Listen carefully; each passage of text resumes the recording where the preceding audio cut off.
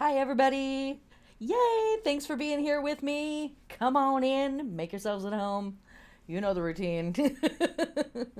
Welcome, welcome, welcome. It's officially spooky season. Let's do this. It's quite spooky this year. We're going to get into it. You know we are. uh, Thank you for joining me. We will get into the official class in just a few minutes. Gonna give everybody a chance to get into the stream.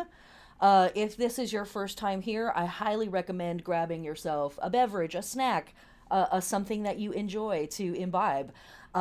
Maybe a journal. You might grab a copy of your natal chart. You might grab a tarot deck or another divinatory system that you like to work with, runes, shells, what have you. Hi, Bree Sky. Hi. Yay. Thanks for being here. Hi, Sarah Marie. Hi. and the weirdos, aka my patrons, begin to file in. Make sure you get your free popcorn in the lobby. Hi, Patty. Yay. Happy blessings. Happy blessings, you all. So happy to be here with you all. As I was saying, we will get started officially in just a few moments. Give folks a few minutes to come in. Bill, nice to see you. Hi. Hi. And as I was saying, grab a journal, tarot deck, natal chart, other divinatory systems that you might want to have just around. Namaste, Nancy. Nice to see you. Hi. Yay. I'm glad you're here.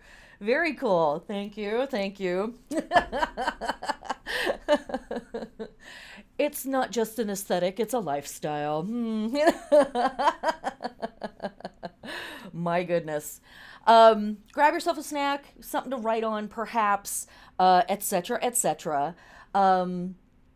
Folks who are subscribed to my Patreon at the Venus level and higher, that's $9 and up and higher, will get access to the workbook that I'll be referring to throughout class, the slides that I'm going to show you tonight, and lots of other stuff. You get access to some free classes that we've recorded over the years that kind of dial in on some of the granular elements of the Sabbats. And folks that subscribe at the Sun level and higher, that's $23 a month and higher, can get sessions with me to work through the wheel in their own life. We can look at your natal chart, we can pull some cards, let's talk about it. You can also find me through my website. There's tons of free content on my website. Sign up for my newsletter. It's very irregular. I'm actually really bad at sending it out. Thanks to everybody who's ever signed up and gotten like 2 newsletters from me. Patreon actually does have a free option now where you can follow me on Patreon, and I do make some of the content on Patreon free and public as well. So, but maybe I put more on my website. I don't know.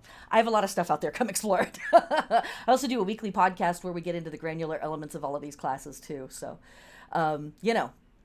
all of that good stuff. Yay! Got your notebook. Blythe says hi. Hi, Blythe. Awesome. Very cool. Cool. All right. Well, it's 6:05, so I say let's begin. Welcome to Samhain. This is Witch's New Year. This is the third harvest. This is the blood harvest. Wheel of the Year 2023. A little bit of a preamble. I am an eclectic modern pagan. My studies began before the internet and then have proceeded since the internet.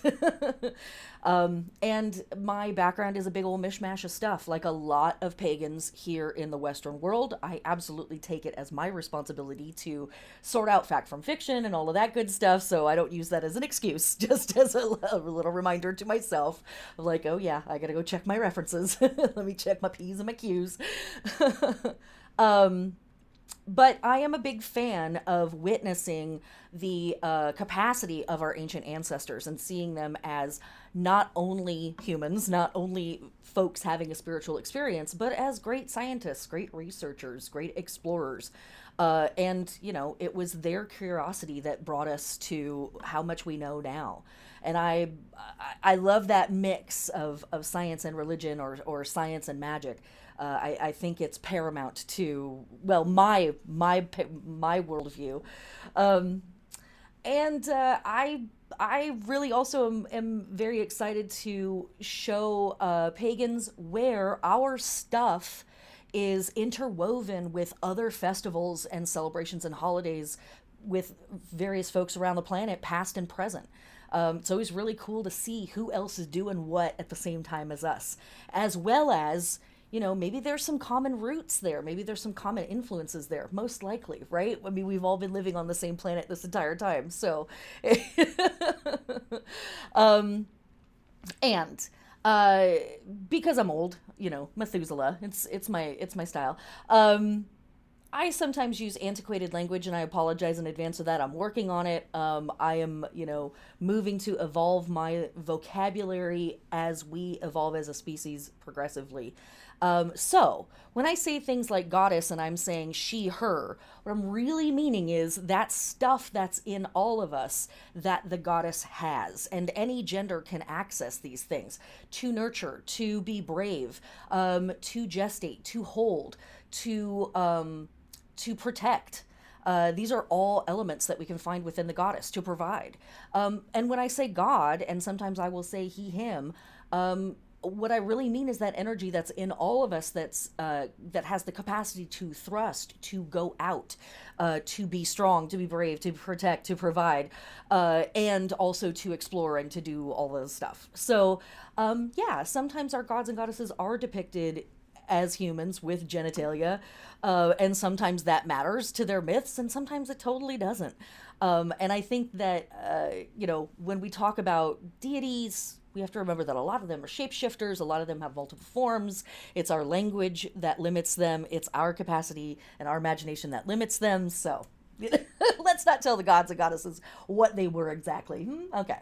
Um, and before we begin, let me also say I'm teaching this class in Seattle, Washington, which is unceded ancestral Duwamish territory. If you are here in the Puget Sound area, I highly recommend checking out Real Rent Duwamish. This is a nonprofit group that put together a trust, basically, where you can pay into it one time, or you can pay rent monthly to live here in Washington, and all of that money goes directly to the Duwamish tribe for them to do whatever they want to do. And currently they're voting on spending money on a new youth center, which is pretty damn cool in my opinion. There is a petition currently to fight the federal government to get federal recognition for the Duwamish tribe, one of the richest cities in the country, and we can't seem to acknowledge the Native Americans who were here before us. So check out that petition. It's on change.org. And last but not least, before we begin class, we are going to be talking about death a lot in this class. It is Samhain.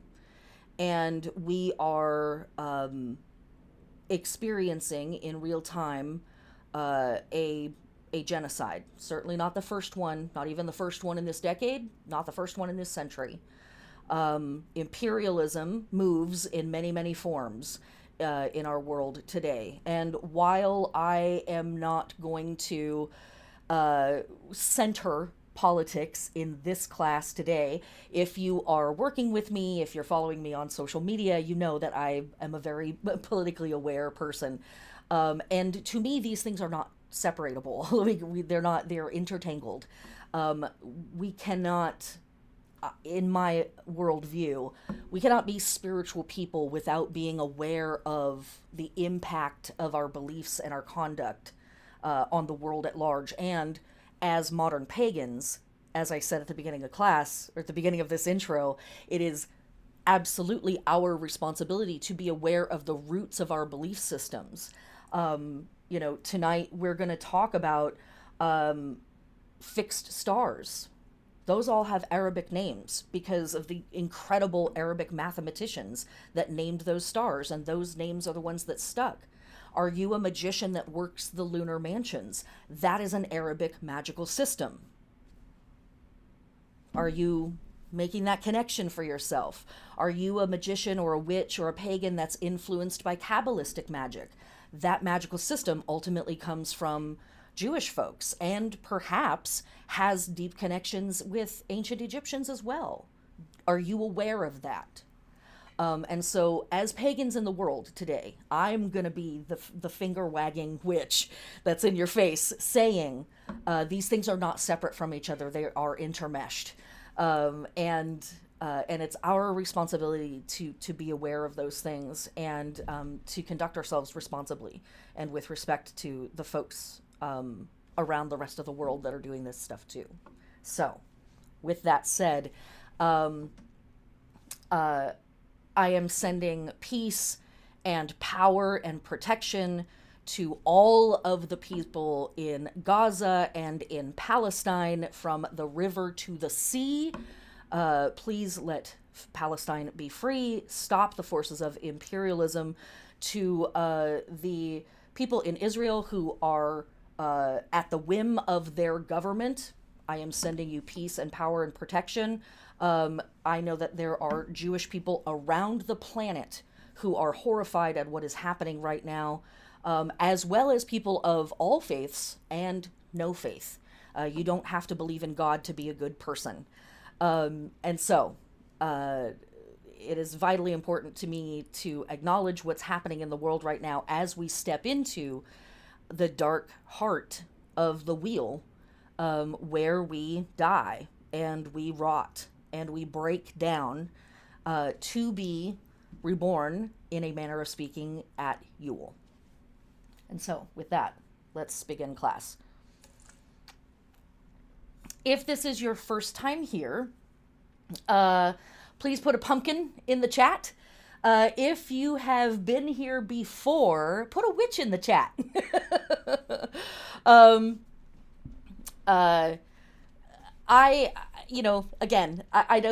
not going to center politics in this conversation. It is going to come up over and over again, though. But in the face of the horror that we are witnessing on Earth right now, there is an extra special element about Samhain that is incredibly important, which is that life is for the living.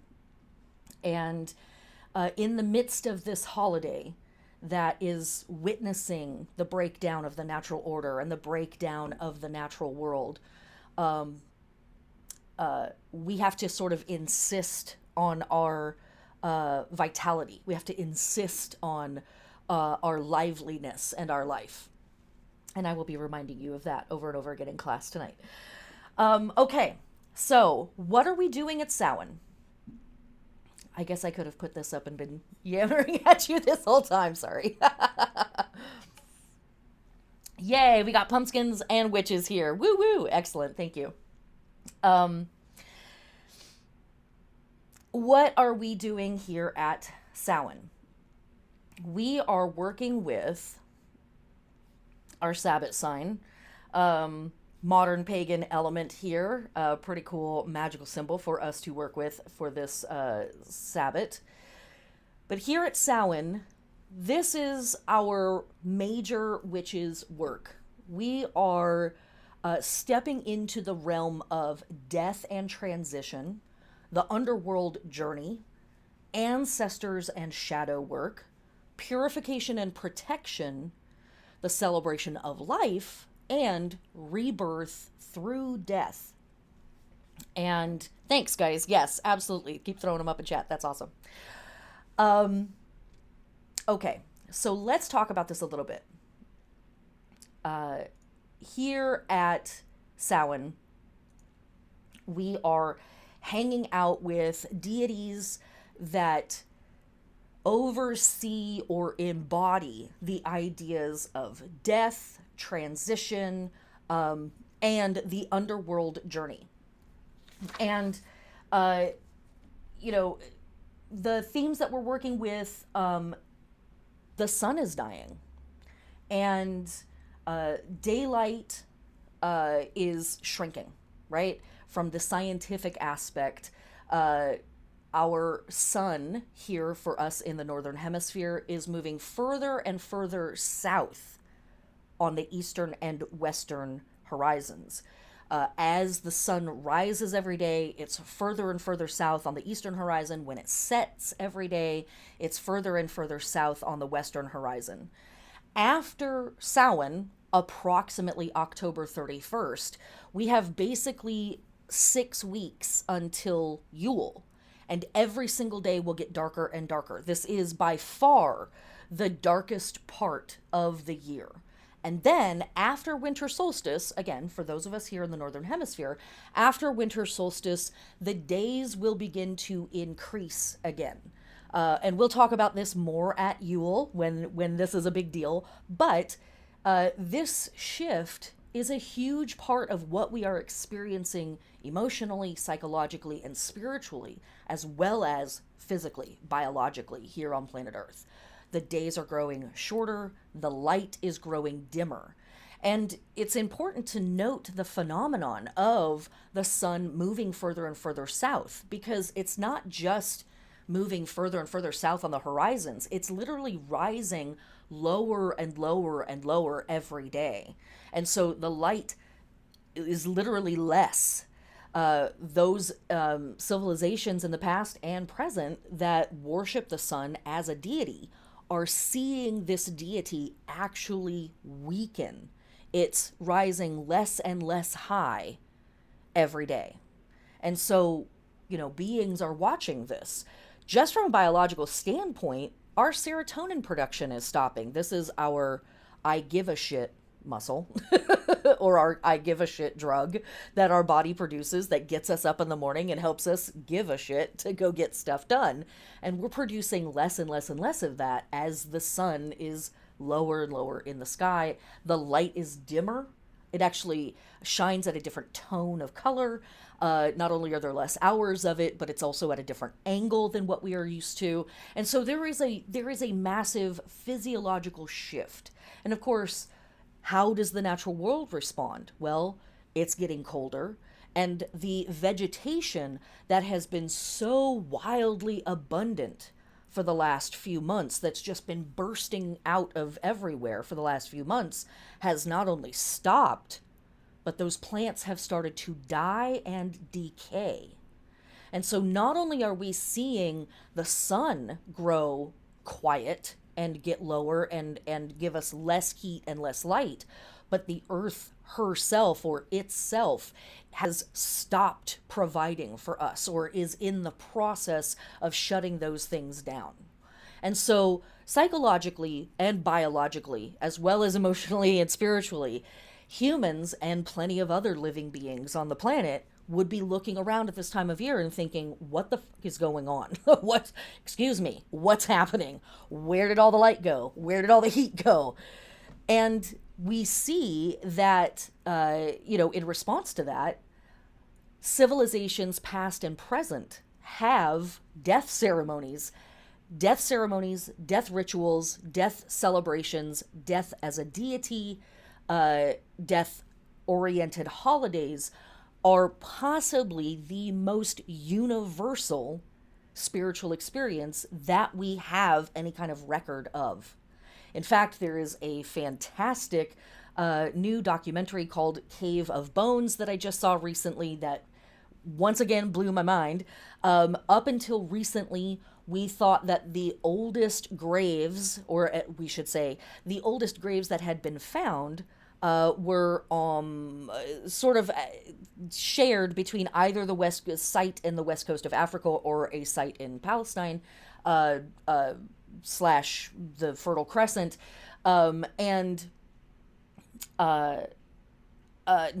and those were around 100 to 120,000 years old, and that's a big deal. This isn't just the bodies of the dead. These were graves. They were bodies that had been prepared in a particular way and buried on purpose. We don't know what those people were thinking. We don't know why they did those things, but we know that they did it and did it on purpose. And it implies a lot about the social structure and continuity of the people. Well, a new site has been found also in Africa and South Africa Western South Africa, I believe, in a place called the Rising Star Cave System, I believe is the name of it. And this is a grave that has been found in the. I'm not going to spoil it for you. It's an amazing documentary, but the age blows this out of the water, and probably not humans, but a different hominid that was living on Earth at the time. And so, death ceremonies have been so important to beings on Earth that it could be that humans learned them from another species on the planet. And we're so impressed by it, it was like, we got to do that. That seems important. So humans have been working with death, dealing with death, struggling with it, trying to understand it, and trying to appease it for a long time, a very, very, very long time. And with good reason, right? I mean, anything else can happen to the body, just about, and you live through it. But death is death, and death is irreversible and it's irrevocable. And so the psychological impact has been apparently massive. These deities take the form of several different concepts. There are angelic beings, like this one depicted. This is the death god or death angel, Azrael.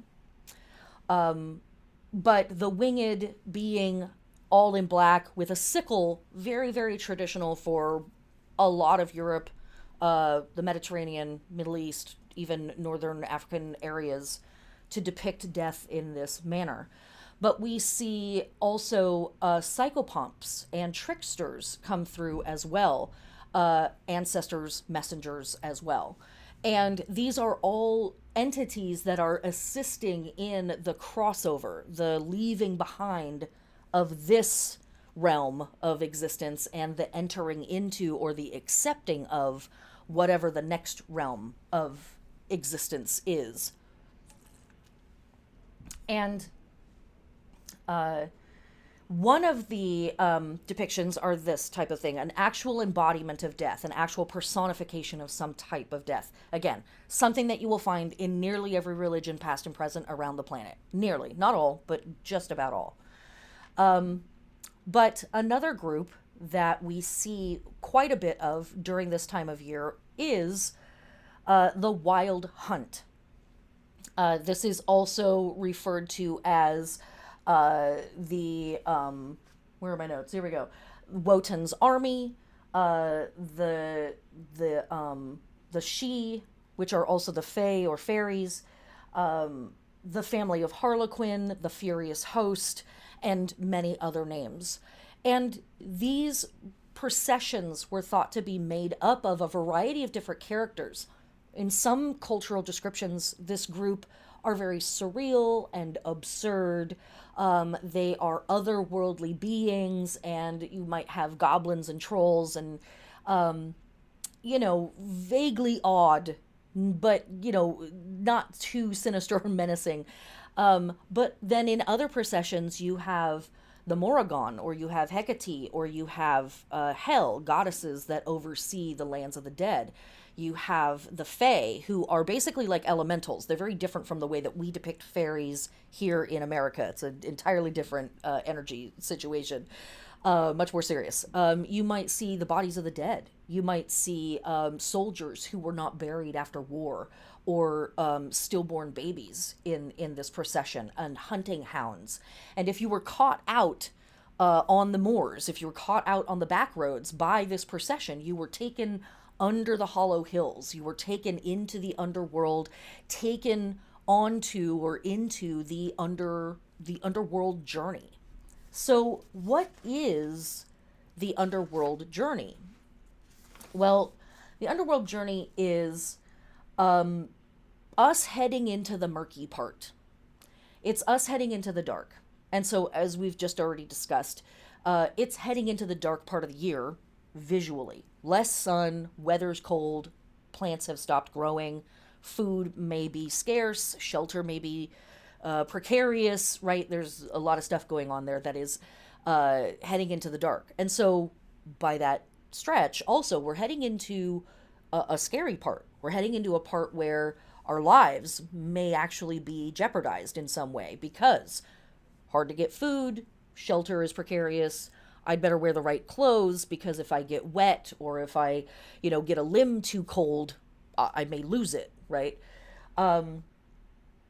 But on a psychological level, an emotional or spiritual level, the underworld journey is the murky and dark parts of ourself that we may really choose to avoid. They're the murky and dark parts of the world that we choose to avoid, that we misunderstand.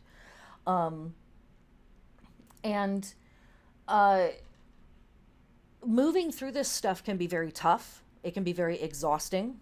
We do a lot of sleeping during the underworld journey. There's a lot of dream work happening, because it's tough. It's tough to carry this stuff. It's tough to go down into these places and pull it up, and wrestle with it. But it's necessary. And biologically, we're actually being assisted at this time of year to do this kind of work. The world is saying, hey, shut down for a minute and figure this out. This is important, and it's coming up from underneath us, in us, at the bottom of us. And we need to know what this is, and what are we going to do about it. And this stuff can be really grisly. It can be, that we feel overwhelmed by things that are happening in the world, and that makes us want to shut down. Oftentimes, though, I find that the things that really plague us, or are the toughest to bear at Samhain, are things that come from inside. I say this every year, and I say it at different times in the classes, but it's like whenever it decides to come up. If there are devils to be met on the underworld journey, they surely will come from your own heart. The things that we are ashamed of, the things that we feel guilt around, the things that we feel frustration around, but especially things like shame and guilt, that sort of like disempowering stuff. That's what that is. And they're heavy. They are the things that we carry, right? Was there something that I needed to say to somebody and I can't bring myself to say it, but I know I should? I'm going to carry that. And it's going to get heavier and heavier every day. It's going to get spookier and spookier every day. Are there things that I need to do in the world and I'm not doing them? I have to engage that stuff, or I'm going to know that I didn't. We think back to mythos around the death process, like the incredible imagery that we get from the Book of the Dead from ancient Egyptians. And they talk about the heart of the dead being weighed against the feather of truth. It's a pretty massive scene. I highly recommend reading about it because it's really cool. But it's also incredibly illustrative of how in tune these people were 5,000 years ago, who knows how long ago, because that feather of truth was the person's own conscience. Like, what you were capable of doing in this life. Did you do it? You knew what you shouldn't do in this life. Did you do it? And we had that understanding then. I think we still have that understanding deep buried in us now. And this is the time of the year to do that loving autopsy on ourselves. Okay. So, as humans are working through this stuff, they are dealing with it in a wide variety of ways. And so we have lots of really trippy cultural elements that have come about through this practice. Obviously, any and all of our death ceremonies, connect to all of this type of stuff. But one of the things that we do at this time of year is we go make appeasements and honorings to our blessed and honored dead, our sacred dead.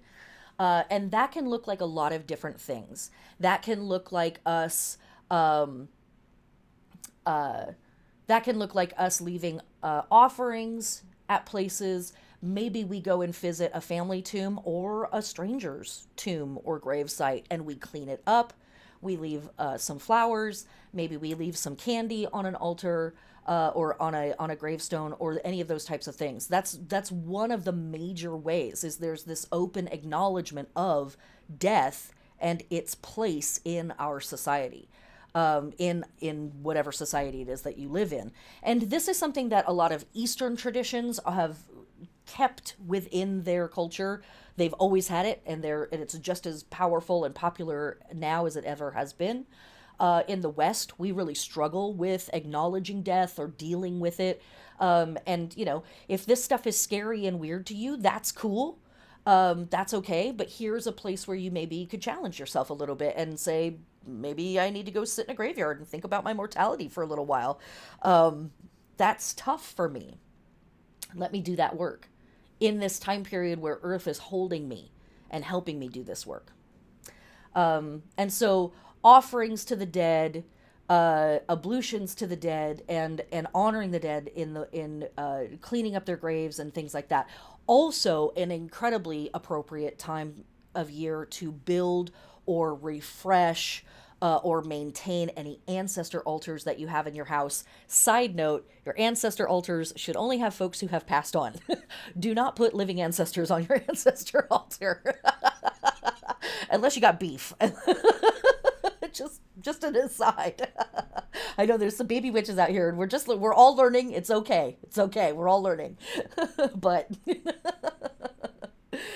gonna get cut out of the will otherwise. But other stuff that we do, one of the big things that we do with our ancestors is prophecy. Again, heading into the dark. And one of the names for this holiday is the third harvest, because the other harvests are done. Lunasa or Lunasad, Lammas, is our first harvest. That's the grain harvest, and there's tons of abundance, right? And we know that there's even more to come. Mabon, or fall equinox, as it's called by most pagans around the world, is the second harvest. And this is the fruit and veg harvest. This is when our pumpkins and our squash and our roots and tubers and viney plants are all coming into their hotspot in the year and their massive moment of production. And then we have the third harvest, and the third harvest is here at Samhain. The last bits are being pulled in from the fields, whatever is safe. Nuts, maybe, are still being harvested at this time of year. But there's a shutting down of that process, too. And the other thing that's being harvested at this time of year is meat. Side note to the vegans here, we're going to get a little messy for just a few minutes. After the grain harvest has been pulled in, there is a very important accounting that has to take place for that family or that village or whoever it is that's shares in that grain harvest, because we have to know that there's enough grain for the humans, but we also have to have enough grain for the animals. And that grain is basically going to have to last all through the rest of fall, all through winter, and a lot of spring, potentially even all the way to the beginning of summer next year, before that food source is readily available for those animals again in the future. And if it has not been a good grain harvest, that means that there is not enough grain to keep everybody fed that entire time. And so one of the reasons, or the main reason why this holiday also has the name Blood Harvest, is because this is a time when a lot of animals are sacrificed, and their meat is cured, it's salted or whatever. And of course, if you're living in a smart community, they're going to use every bit of that animal. It's going to be shoes, it's going to be clothing, it's going to be tools. But I realize that for the vegans out there, it's pretty gruesome. I apologize. But this is the truth of humans on Earth for a long time. That these are practices. I'm not saying they're good or bad. I'm not saying they have to be this way. I'm just saying that this is what is. And so there is quite a bit of blood that can be shed at this holiday too, depending on how good or bad those last two harvests were. And so prophecy is my point here. Divination. and going to the ancestors and asking them, can you lend us your wisdom from the past? Can you tell us how you managed it when you had to go through this? What was it that you people did that made it so that you survived and were capable of giving birth to us and raising us and bringing us here? This is the time period for that. Now, I realize plenty of the people that are listening to this are watching on a laptop or a phone or whatever. They're in the middle of a city. There's electric light 24 hours a day. Our grain harvest is at Trader Joe's across the street. I get it. But psychologically, we've only been doing that for a little while. Biologically, we've only been doing that for a little while. And the metaphor stands. What bits are coming to an end? What thing has run its course? And we need to consider what that might mean for us in this time as we move through the next few months. What thing needs to shut down? What things are supposed to shut down? And what things are going to shut down whether we want them to or not. And again, this is a place where we might ask our ancestors for some assistance on how do we make our way through the dark? How do we make our way through this uncertainty? As a side note, when I say ancestors, I mean whoever stands as ancestors for you. So perhaps those are genetic relatives to you, but those might be cultural ancestors. You know, when we're talking about our queer family, our trans family, our non-binary family, a lot of us have been removed from our genetic families, and we build our families. We build our families. And so ancestor can mean anybody that has passed over that you would ask for advice and for assistance. Any of those people. And so that's the kind of work that we're doing this time of year. And there's a lot of different forms of divination. There's a lot of different elements that we might practice or try out. One of the means of talking with ancestors is the dumb supper. This is a tradition that's gaining more and more popularity. I think dumb suppers are really, really cool. I've done one almost every year for the past few years now, for almost 5 years. I can't remember now. My good friend Rachel hosts us just about every year. I think maybe every year. And you can set the table with whatever. Traditionally, it would be all black everything. The glasses, the dishes, the silverware, everything black. Tablecloth black, black, black, black. And the idea is that you set out this fantastic feast and you leave seats open for whoever would like to join.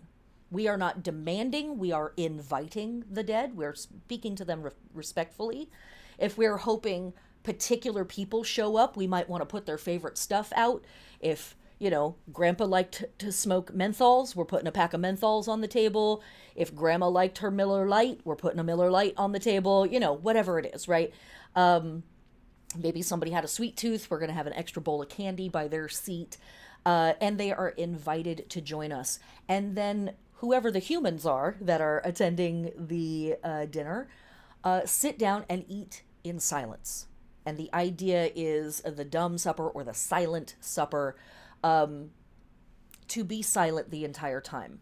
And this gives the blessed dead an opportunity to speak or communicate with us, make a noise, if they want to, if they are inclined to. And people have had all kinds of experiences with this practice. Sometimes nothing happens. Sometimes there's a very interesting feeling that people get that falls over the room. Sometimes you hear knocks and bangs, and it's more like true and classical poltergeist activity. Some people see things, or they have revelations, or they feel like they're having a conversation with someone, and they're receiving information. So, you know, it really can, your experience here can take a lot of different shapes, but it is a very cool practice. Anybody can do this. I don't really think that the all black thing is necessary if that's out of your means. I think the dead will be happy, I hope anyways, that the dead would be happy to just be invited over for some mac and cheese if that's what you've got, you know. They're your ancestors, right? They know what's up. They know if the electric bill hasn't been paid yet. They know what's going on. But it's a very interesting experience. It's, if nothing else, an opportunity for you to simply consider your own mortality, and to think about, who might hold a supper in the future and invite you. Sometimes I think we're all at that table already. But that's just one of the things, one of the ways. We'll get to that in a second. Some other things that I want to talk about in terms of divination. We might have, what else? Bobbing for apples, which I thought was actually my next slide. Let me see if I can find it. Where did I put it? Oh, Timmy, don't look at that. Don't look at that. Don't look at that. We're going to come back. Don't look. Don't. There we go. Bobbing for apples. This is an old Halloween tradition. And why? Why bobbing for apples? Well, apples for Celtic peoples were a sacred plant. Apples often have been thought of as food for the dead.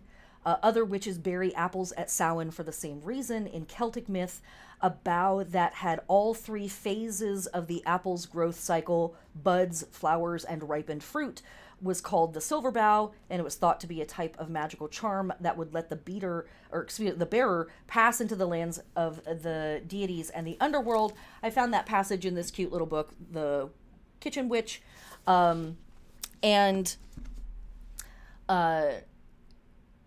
this was a form of divination. How long it took you to get the apple? Was there something stuck in the apple? What size or shape was the apple? Did it have certain colors? Was there a pattern in the skin? All of that kind of stuff. Now we think of it as just a game, but then it was a divinatory tool. Roasting hazelnuts and other nuts in a fire and watching what the nut did while it was roasting was another form of divination. And again, nuts being a big deal at Samhain. Another tradition was pouring molten lead or melted wax into water and seeing the shapes that it made, as well as, of course, checking your astrology and, reading tarot and shells and all of the other divinatory tools, bones and runes, etc., etc. One of the big practices at this time of year is bonfires. Big surprise, right? That witches are setting stuff on fire. No one is surprised. So here is yet another holiday where there is a bonfire. And like other bonfires, the woods that were used would have been sacred, would have been chosen as special. And how the fire was treated was very particular. One of the Celtic, I think this is a Welsh practice. I apologize, I'm not certain. But Col Coth, each family would have set their own bonfire at their house. It was banned briefly during the 16th century, but you can't keep a good pagan down. And the bonfires were danced around, they were jumped over. People would blacken their faces with ash as a blessing and a protection, and cold embers, once the fire had completely died out, cold embers were brought into the house and put in the corners of the house, or under the bed for protection. And along with that, blood from those animals that may have been sacrificed in the past also put in the corners of the house as a protection and a blessing. During Cold Coath, during this jumping around the bonfire, people would say, "A cutty black sow on every stile, spinning and carding every All Hallows Eve." Every stile, the stile being grain storage, and spinning and carding, specifically carding is combing wool, and spinning would be spinning that wool. So that's the connection to that stuff. Feasting in general was a really big deal during this time period for a lot of our pagan ancestors. And food in general was a really big deal. Back to the dumb supper, Just want to make sure that I got these notes in here for you. The food set aside for the dead shouldn't be touched by any other person or eaten, is what I mean specifically. Shouldn't be eaten by any other person. Should be taken out and left at the crossroads nearest you when that supper is done as an offering. And as an extension of the dumb supper, one of the other supper festivals or supper practices that we see in ancient times was people who would go guising or masking or masquerading. And they would, it was very similar to like carolers. They would show up in a big mob at somebody's house and they would, you know, yell and holler and do the thing. And they specifically went to the houses of the rich. Sometimes even the rich paid for people to come to their houses, and these people would act as the mouths of the dead. And these lavish feasts were laid out for them, and people would eat on behalf of the dead ancestors of that family. To refuse people if they showed up to your door was bad luck. It was not good. It was as if you were rejecting your own ancestors and saying, no, go find sustenance somewhere else. I'm not going to share my bounty with you. And from a practical side, a lot of the people that would be doing this guising or masking or mumming, again, in a tradition very similar to caroling and then all of the other processional type of events that we see throughout winter and into the very beginning of spring, Saturnalia, Mardi Gras, etc. These would be people who are out of work. The fields have been pulled in. The animals have been pulled in. There's not much work to do other than batten down the hatches and hold down the fort, you know, for as long as you can during this time period until the weather is nice again and it's safe to wander about in the overworld, in the upper world. And so there also was a civic responsibility to acknowledging the people that had just helped your family pull in all of this food off of the fields. And, you know, civic responsibility. It's a thing that people did in other cultures and in the past. We're not such a fan of it here in this time period.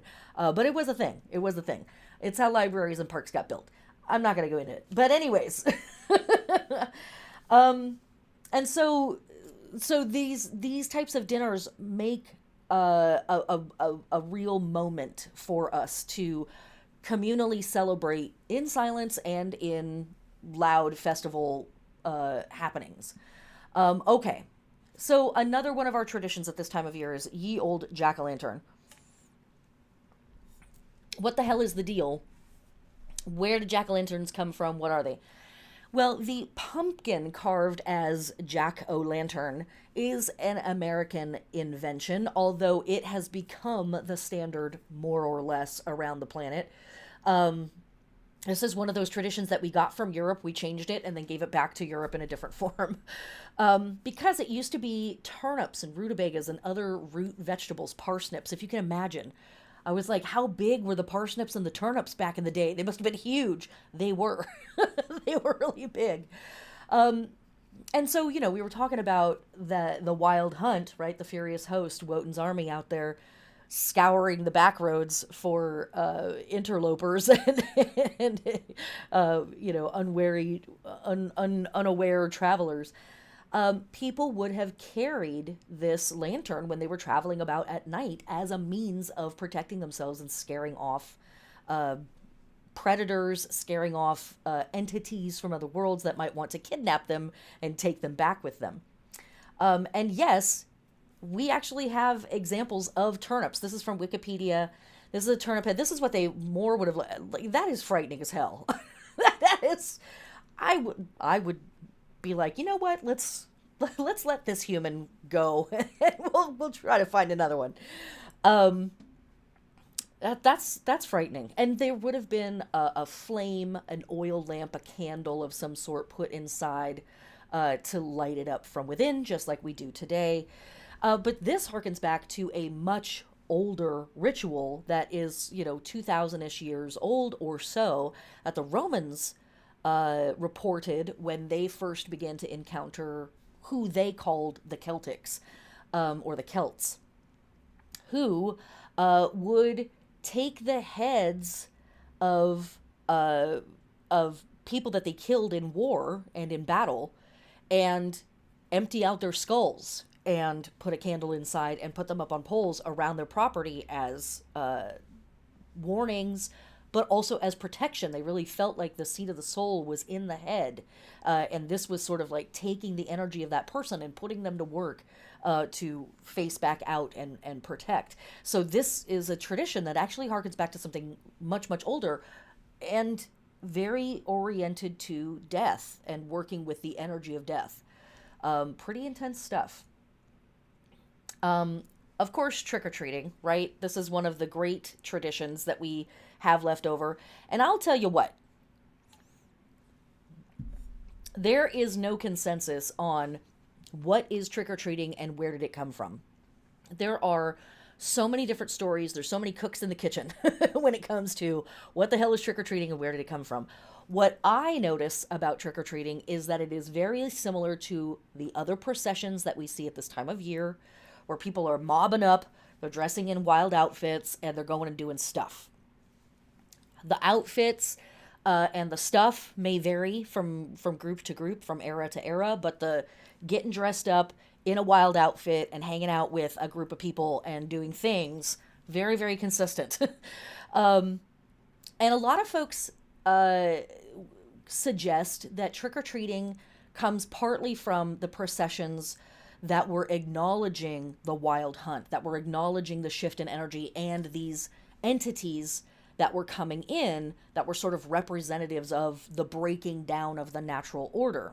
And so it's suggested that masking is a part of disguising ourselves to look like those strange entities, those goblins, those demons, those devils, those spooky beings. And so they think we're one of them and they leave us alone and they let us go about our business. But also the tradition of wearing goofy outfits and pranking is a really big deal at this time of year. And again, the idea here being that we are assisting in the breakdown of the natural order, the breakdown of reason, of logic, of normalcy, and we're welcoming in chaos. We're welcoming in goofiness. Something I also say at this time of year is make room for chaos, or chaos will make its room. And what I mean by that is we cannot hold off this breakdown. We cannot hold off this undoing. It is natural. Now, it may be unsettling, and that's also completely normal and natural, but we can't stop it, right?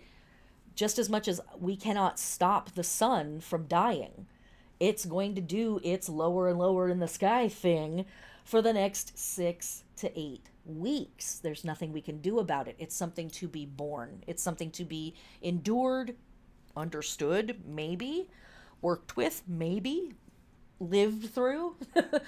And so a part of the tradition of pranking at this time of year is very much about just acknowledging the breakdown of the natural order. It's also a way of sort of breaking us in to this breakdown of like, hey, let's get used to this. Let's get each other used to this. It's going to be goofy for a while. It's going to be wacky, kids. And by wacky, I mean, oh shit, this is really frightening. What do we do? Oh crap, oh crap. And so, this is a classic shot of a house that's been TP'd. Nobody can afford this much toilet paper anymore, kids. This is a thing of the past. But in the ancient days, we used to TP houses. And I mean, who owns a house anymore even? That's wacky. That's the real breakdown. But the behavior itself was also thought of as an appeasement to these forces that were otherwise scary and misunderstood.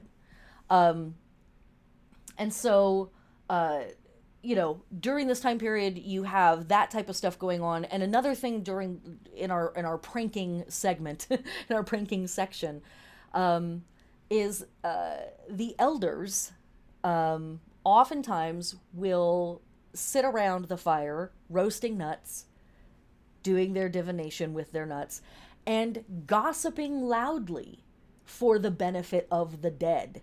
And there might be some pranks in that bit. There might be some jokes told. There might be some pulling of the legs of the dead as well as pulling of the legs of the living, of like, I'm telling grandpa about what you did, even though grandpa's been dead for 5 years. A lot of that kind of stuff. So death, transition, underworld journey, ancestors and shadow work, purification and protection, celebration of life, and rebirth through death. This is our work during this time of the year. And yes, we just spent an entire hour talking about that on one slide. Hi, I'm Megan Angus. Welcome to my class. So, how do other people around the world do this stuff? Let's take a look at that. Oh, let me say this too. Other names for this holiday, because Samhain is just one of many, which is New Year, as far as the Celts were considering or considered it. The year has two hinges, Beltane or Beltane and Samhain.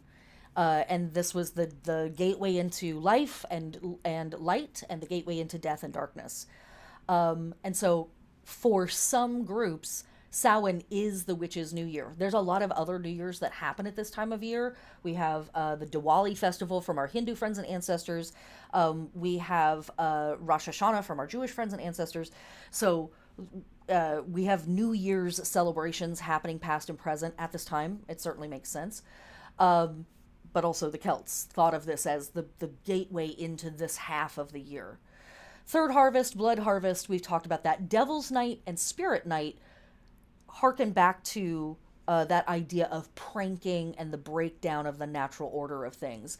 And the Day of the Banshee / the Feast of Saradwin and Beli, the Day of the Banshee, this is speaking to the shift in the form of the goddess that we are working with. So this is especially true for modern pagans, because a lot of us work with the idea of a triple-faced goddess. The goddess is finalizing her or their transition from mother into crone during this time of year. And this is the Banshee. She is that word that we said earlier that means fae or elementals, or as we would say here in America, the fairies.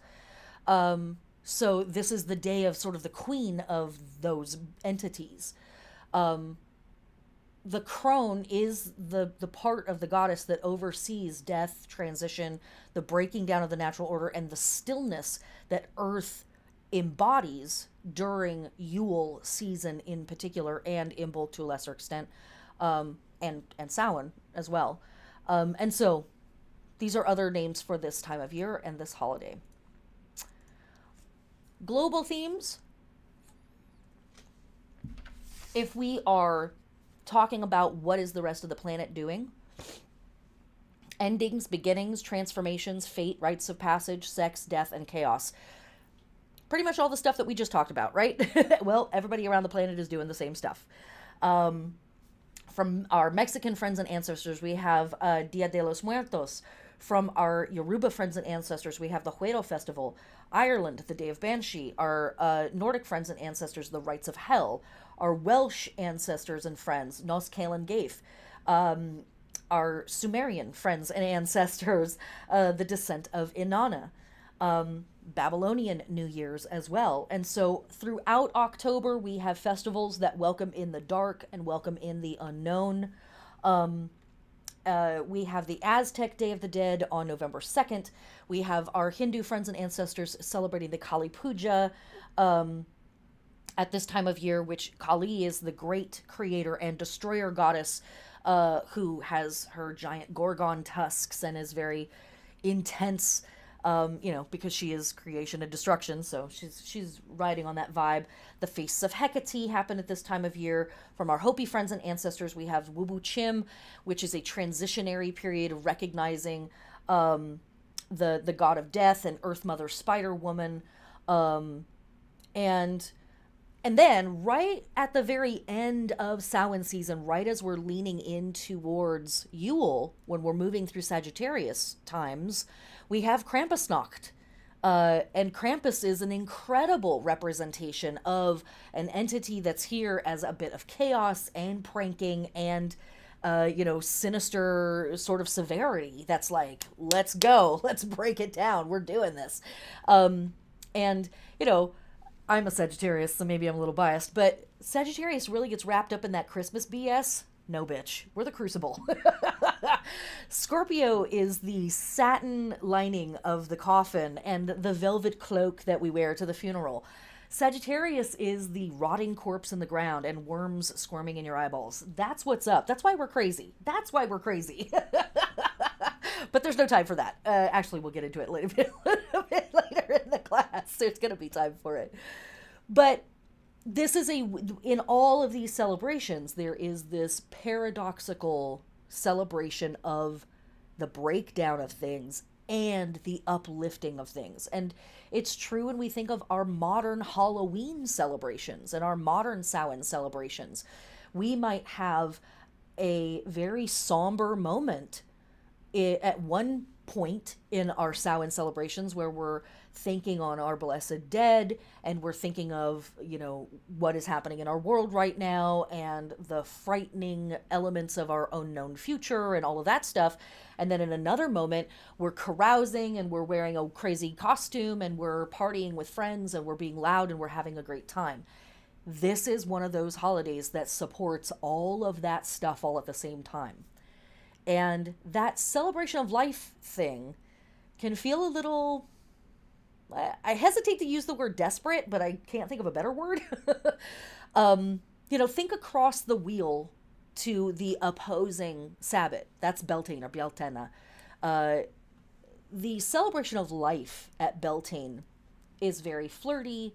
It's very raunchy, right? It's very like life affirming and sexy and yummy. And at that point, we're coming out of winter, we're halfway through spring, and we're witnessing the abundance of the earth and the life of the earth come back. And we know that in front of us, we have all of this abundance waiting for us. We have all of the growth of summer and all of the stuff that's going to come to fruition in fall. But here on the opposite side, we're looking into the dark. We're staring down into the grave. We're looking at the beginning steps of the Underworld Journey, which we don't know how deep it will go. We don't know how long it will take. We don't know what's going to happen there. And so the insistence on life during Beltane is very easy. It's sort of like good luck not insisting on life and reveling in the body and the tastes and the smells of the physical world. But here at Samhain, it's almost like you better live it up while you can, is a little bit of that energy. But there's also a sense of you better live it up for those who cannot anymore. And again, I don't want to get too much into the politics of what's happening in the world in the midst of this class. You can follow me on social media if you want plenty of that. But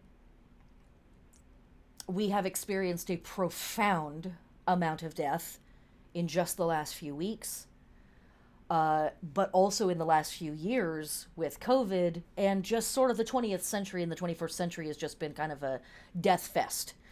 We've really been going ham as a species.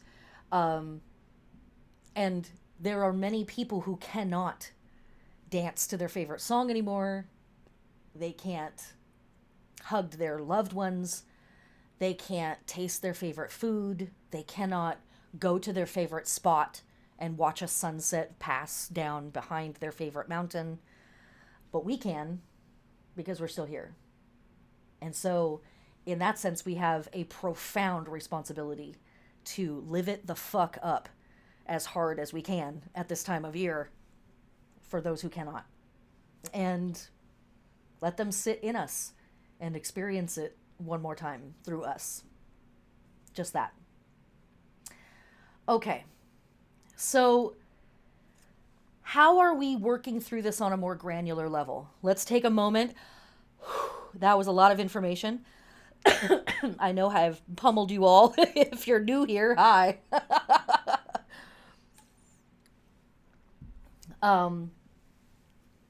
How are we going to work with this on the granular level? Well, excuse me. A lot of this stuff we are going to talk about over the next 6 to 8 weeks in the podcast. So join me weekly, Spinning the Wheel podcast, on all major podcast platforms. And we're going to break this stuff down granularly throughout the coming weeks. But we're going to work with this in a variety of ways. One of the ways we see right at the top of our sky guide for Samhain 2023, the Taurid meteor showers and the Orionid meteor showers. One of the things that we find almost universal, it's not quite, but wherever we have a big old cluster of festivals, holidays, celebrations, observances dedicated to working with the dead and ancestors, we have lots of meteor showers happening at the same time. I'm sure it's just a coincidence, as we like to say on the podcast. No, I don't think it's a coincidence. I think it's totally us as beings being like, are those the ancestors? Are those the blessed dead coming back down, raining fiery love, fiery love? Right? Think about wishing upon a star. That whole connection, yeah, takes on a different depth there, doesn't it? So we're going to have a lot of meteor showers as we work through this time of year. For those of us who practice tropical astrology, we are moving through the signs of Scorpio and Sagittarius. For folks that practice sidereal astrology, we are moving through the signs of Libra and Scorpio with a little bit of Sagittarius at the very end, mostly a Yule sign. And our lunar process is going to take us through the new moon in Scorpio, full moon in Taurus, the new moon in Sagittarius, and the full moon in Gemini. So you can kind of plot out and look at your natal chart. We'll get more into that information here in just a second. But know that the sun, if you are, again, practicing tropical astrology, and if you're here in the West, you probably are, that the sun, look at your natal chart, look at the houses that are connected to Scorpio and Sagittarius. Those are the parts of your life that are going to be a little bit more affected by this. And the sun will be passing through these signs. Our new moons are going to be in these signs, and that's where we're going to be kicking off work that we need to do. And then our full moons are going to be in Taurus and in Gemini. And that's where we're going to be maybe seeing some culmination elements or some work that we have built up to a crescendo and now can be put to rest or put aside. Again, we'll talk more intensely about that. What other stuff do we have happening here? Oh, right. From the middle of November or all through November, we have the Leonid meteor showers. I'm like, are there any others? No. We will have the heliacal risings of the fixed stars Alphecca and Antares. These are, I think, both found in Scorpio. Maybe Alphecca is actually in Libra.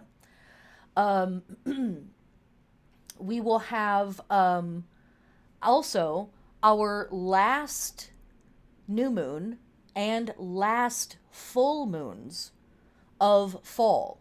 And that's going to be during Sagittarius when we have our full moon in Gemini. That's our last full moon of the year. And we have our new moon in Sagittarius on December 12th. That's going to be our last new moon of fall. Sorry, not of the year, of fall.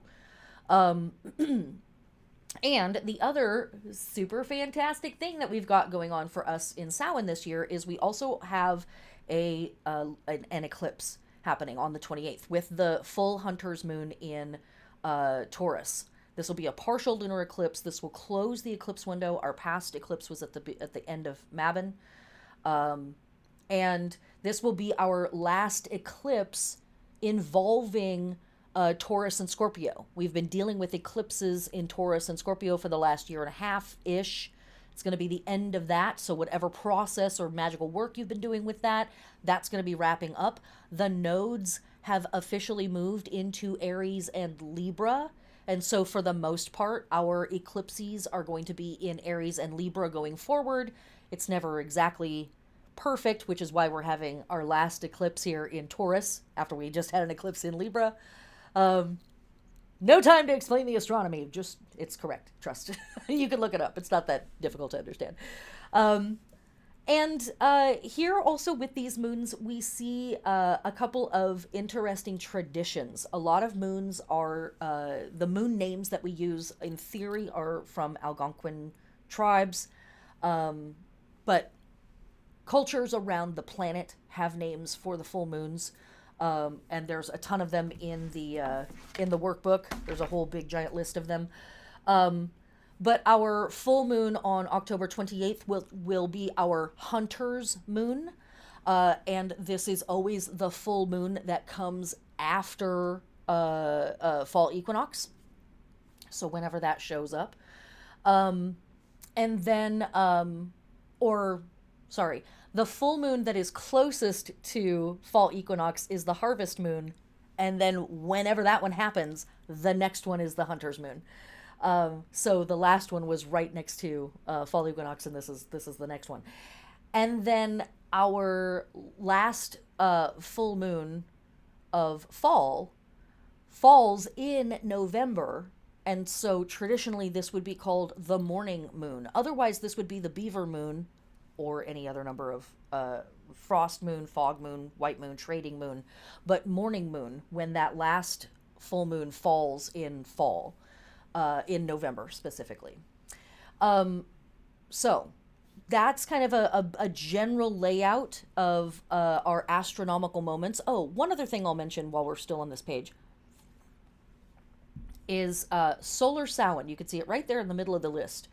November 13th. Oh, no, excuse me, November 7th. Solar Samhain. What is that? That is the point where Earth in its orbit around the sun is literally at the halfway point between fall equinox and winter solstice. What's interesting is that this date falls somewhere November 6th, 7th, 8th, 9th. It can kind of fluctuate because, we're not in a perfect circle around our sun. There's a little fluctuation there. And we're talking about movement around the sun versus numbers on a calendar. But this would have also been old Samhain, this date for a lot of different places. And this puts us at exactly 15 degrees of Scorpio, or exactly halfway through that sign by Western or tropical astrology. And so something that I talk about a lot in these classes is celebrating on the day of is important, but sometimes we're not actually accurate on when we think the day of is. October 31st being very locked in as Samhain has historical precedent, and also it's kind of a modern insistence. We see that Celtics and Celt folk and lots of other people weren't celebrating it for another week to 10 days. It would have been a whole half a lunar cycle later when we actually reached this degree that marked the literal middle between the fall equinox and the winter solstice. And so you have time to work on this stuff. You have time to decide when you want to celebrate these things, and know that you can spread out your celebrations as we work through the era, right? We've got 6 to 8 weeks. We don't have to do it all in one night. Nor will we probably want to do it all in one night. It's nice to be able to spread it out and attend to the ritual on a more granular level, I think, anyways. Okay. So these are the constellations that we are working through, in a sense. When we talk about this is where the sun is traveling. Put that up for you for a moment. This is where the sun is traveling, and so we can't necessarily see that this is happening. And side note to the side note of the side note, these are the tropical signs, as we just discussed in sidereal astrology, which reflects astronomy. The sun is actually moving through Libra and Scorpio and a little bit of Sagittarius. If you want the slide for that, go check out the Mabin class. It's up on this channel. Don't do it right now. Don't leave. Stay here. But in tropical astrology, this is where the sun, in theory, is passing through. And so these are some of the fixed stars that we are going to be hanging out with during this time of year, and their myths are cool and interesting. Antares is literally anti-Aries. If we think about the time of year that Aries is connected to, spring, and Aries or anti-Aries is literally saying, we're done with that life stuff, we're ushering in the season of death.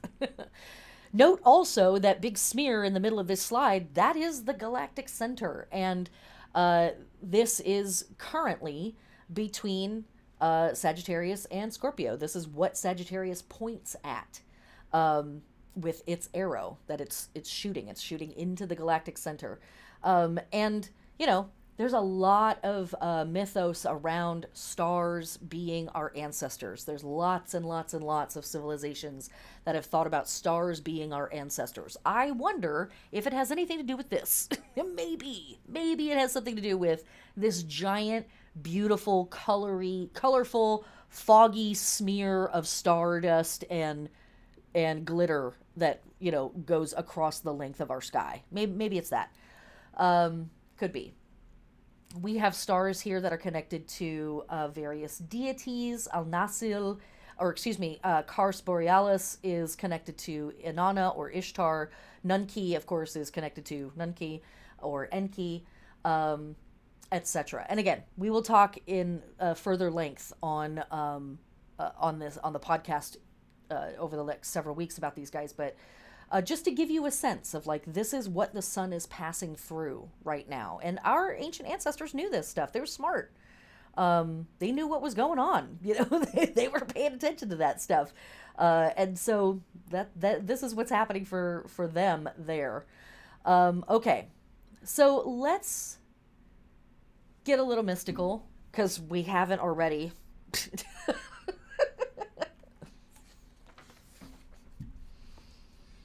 From a purely astrological point of view, and this is in the book, as the last rays of sunlight dwindle, Scorpio oversees a season of transformation. We are faced with the stark issues of sex and death, and reconciling what we are learning from our shadow, and that's individually and collectively. Dive deep. That is my number one piece of advice for you. Take advantage of this. I think of the spiritual and psychological trip that we go on during this time of year as very similar to like the pain that you might feel during a tattoo. And I know some of you have heard me say this before, but right, it's pain. But you can only experience it in that very specific environment, and you can't get it otherwise. Or it's very difficult to replicate, right? There's everything that happens in that place. And it's difficult, but there's something very special about it because it's unique. I think of a lot of the work that we do during this time period to be described in a very similar way of like, this is hard, but it's also like the time for me to be doing this. If I'm going to do it, I'm going to have the most help from the environment around me at this time of year. So let me engage this thing, even though it hurts. Let me engage this thing in the place where it's meant to go. So as we move through Scorpio, we will have our full moon eclipse in Taurus and our new moon in Scorpio. During the full moon in Taurus, I highly encourage eat, drink, and be merry. That is going to be this weekend while we are partying. I know eclipses have some funky energy to them, so your mileage may vary. You might take a bath with some Epsom salts. You might put a piece of clear quartz under your bed. You might light a candle for the dead. You might put out a glass of cool, fresh water for the dead.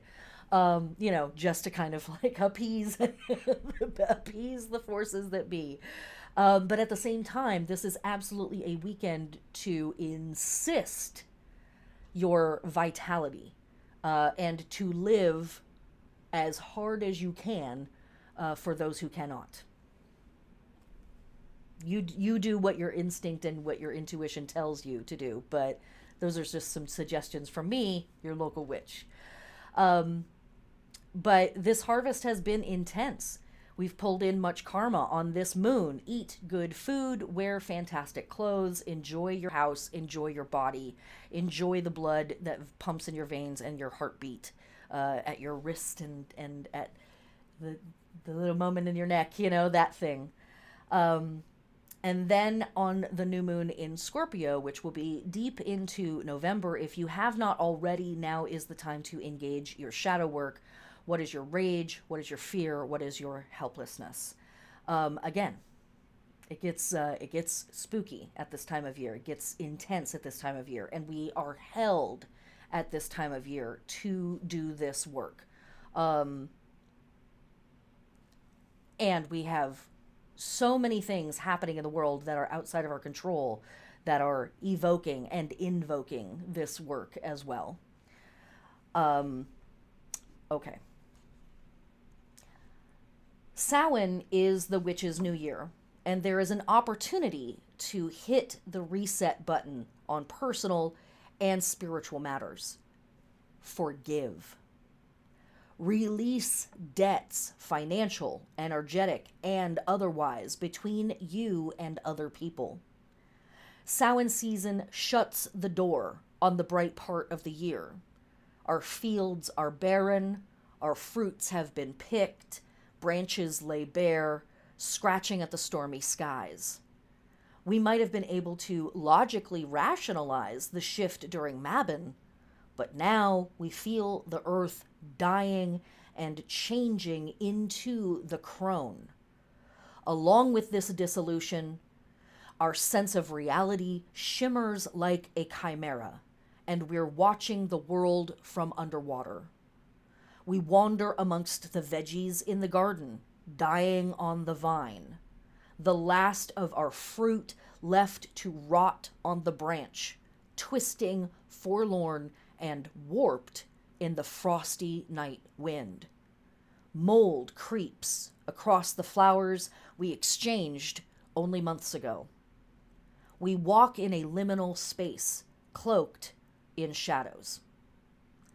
Both reveling in the destruction and living your best life in the face of it are appropriate responses to the energy of Samhain season. We can see through the veils of time and space, so work with this and reach out lovingly to the dead ones and the ephemeral spirits who are otherwise unavailable. The last half of Samhain season is overseen by Sagittarius. We become accustomed to walking among the spirits, remembering that death makes all of us family, but losing our grip on the physical reality a little bit. And maybe that's okay. Ritual, ceremony, and faith can help us wander in this holy space for the short time that we are here. Listen for and document the messages from the other side and renew your spirit. And again, check out your natal chart to see where it is that Scorpio lies and where it is that Sagittarius lies. This is where we are going to have a lot of action in our life that shows up concerning this portion of the wheel for us. And so as we're moving through Sagittarius, we will have our full moon in Gemini. And I recommend doing a journal entry for this, describing the generations of your family that you know about using only adjectives. Those adjectives we're going to use in another ritual later on in the wheel. And then we have our new moon in Sagittarius, December 12th. Describe an epic journey that calls to you, that would push you out of your comfort zone. It can be any landscape, internal or external. So maybe that epic journey might be some sort of personal progress that you want to challenge yourself towards. Maybe it's literally traveling to the other side of the planet. Maybe it's becoming much more intimately educated and aware of something that feels very remote from you. And this is a way to travel to that place and bring it closer. Sagittarius wants to keep the whole world in its hands. So, okay. So there is our astrology that we are working with for this portion of the wheel. We're staying hydrated. And now we're going to step into tarot for this portion of the wheel. To me, tarot cards are like flashcards. And for me, there is a great synthesis with all of these things that we have been talking about in our cards that we might work with. So let's bring in first our first two tarot helpers, the Death card and the Judgment card. The Death card is connected to the sign of Scorpio in some magical systems, and in some magical systems, Pluto is connected to the planet, or excuse me, Pluto is connected to the card Judgment, Pluto being the modern astrological ruler of Scorpio. In other magical systems, the Judgment card connects to the spirit of fire. This is the spirit Raphael, or the Archangel Raphael that's depicted on this card, blowing the trumpet that is blasting out the heated air, fire air, over the waters of Bethesda, which was a healing pool, a resurrection type of pool in biblical myth. We're stealing things back from the Bible. And new life was brought forth earth from that. So death into a pretty tremendously intense process, and then rebirth, right? They don't always say it that way, right? They're like, oh, it's life, death, rebirth. I'm like, there's something between the death rebirth thing, isn't there? Are you guys leaving something out? Can we get there's an addendum, right? There's an asterisk. Anyways, in the Pamela Coleman Smith deck, we're working with these two cards for Samhain, for the Scorpio portion. And then for the Sagittarius portion, we are working with the Temperance card on the Wheel of Fortune. Temperance connects us to the sign of Sagittarius. The Wheel of Fortune connects us to the planet Jupiter, which is the ruling planet of Sagittarius. Oh, no, go back.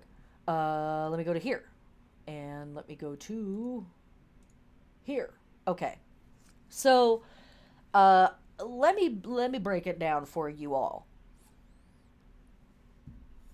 These cards are from another deck that I am a huge fan of. If you've worked with me, you know I go on and on about this deck.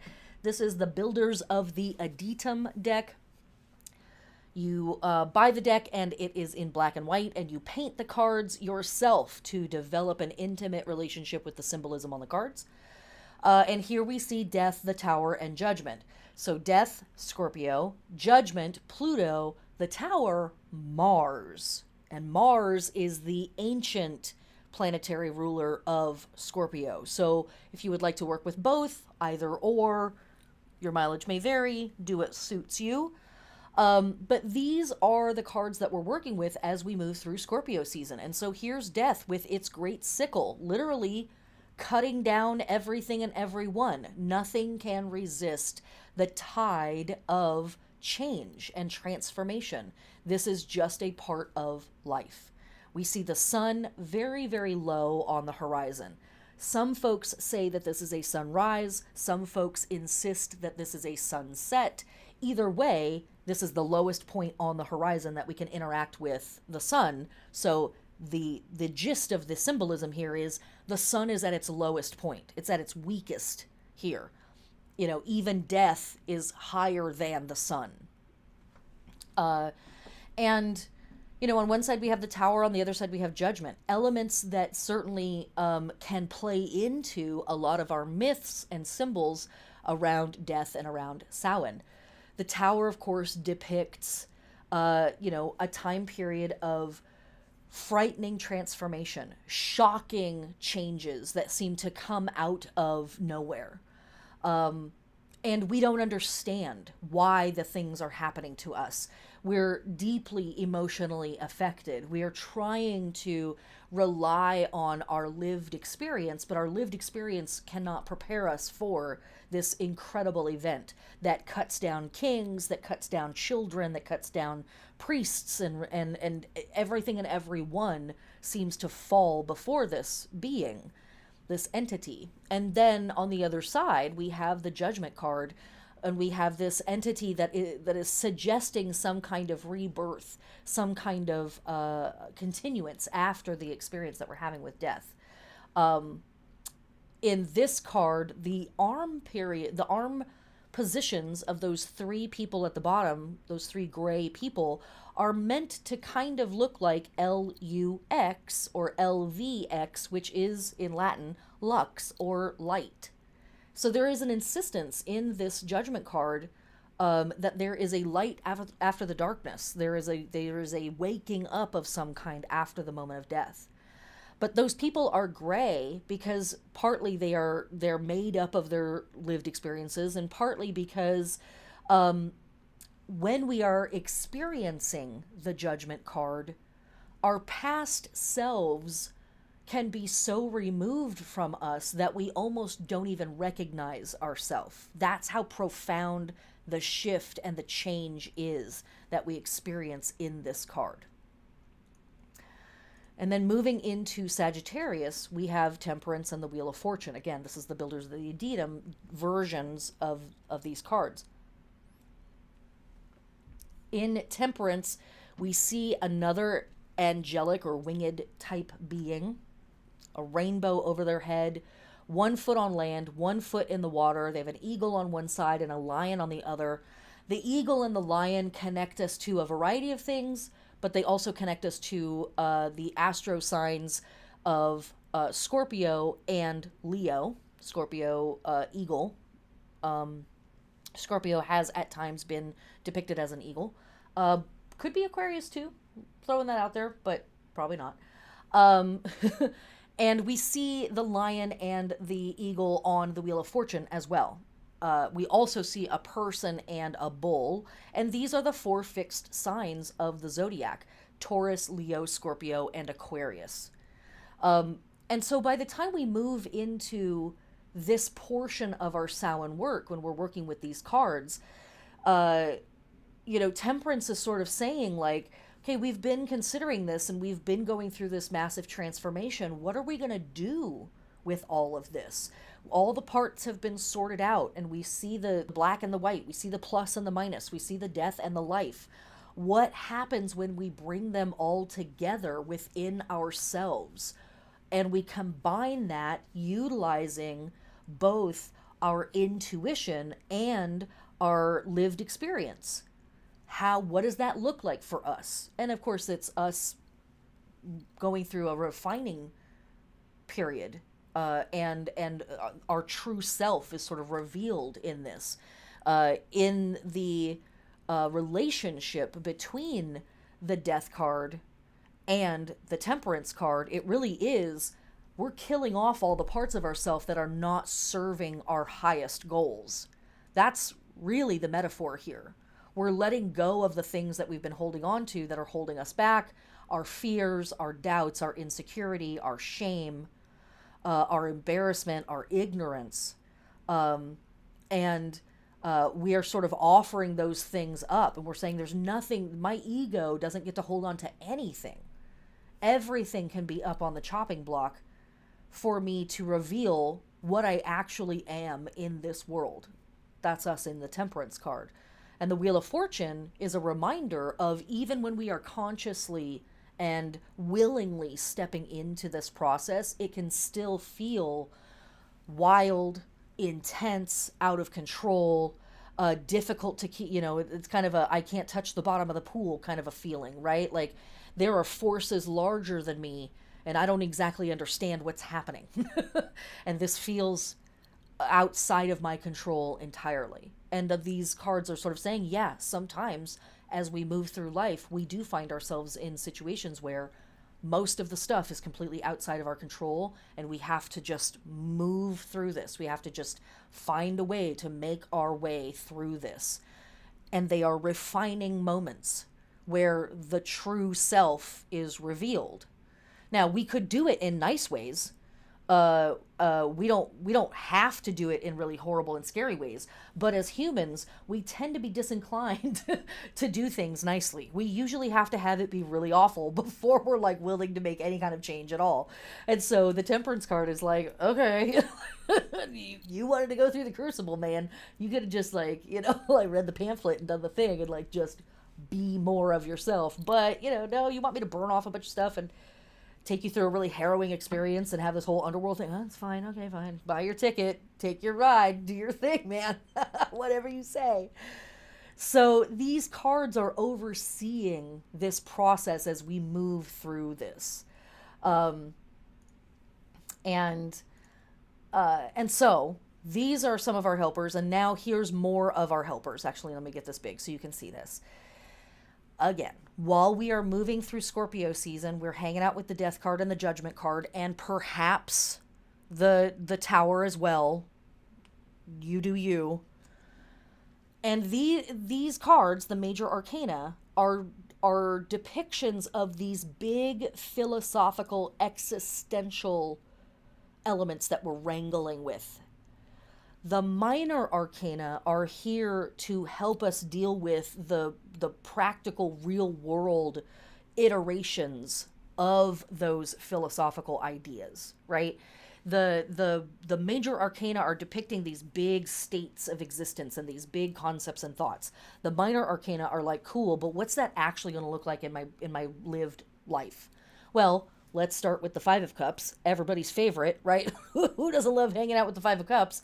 Sorrow, feeling your feelings, taking some time to be alone, witnessing the loss, seeing the loss that was outside of your control, the negative things, the horrible things that are happening in your personal life or in the world at large that are frightening, destabilizing, disappointing, and outside of your control.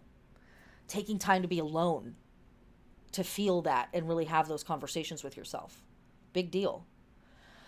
Six of Cups, figuring out how to be open-hearted in this world of all worlds, but not be taken advantage of. How do I be open-hearted, but not naive? How do I be open-hearted, but not a victim, not taken advantage of? What is that tightrope? That feels hard to do. And then the Seven of Cups is, how do I wish for a better world without completely losing myself to the irrationality of just daydreaming about a better world?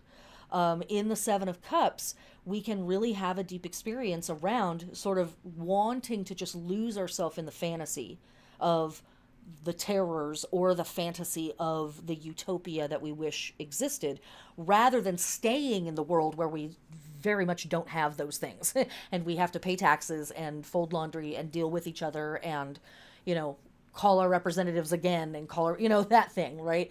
How do I stay grounded in this world when my fantasy life, whether that's nightmares or fantasies, my dream life, my internal world, is beckoning me so intensely because this world is just too damn hard and I don't wanna. Okay. And then when we are moving through Sagittarius, we have, again,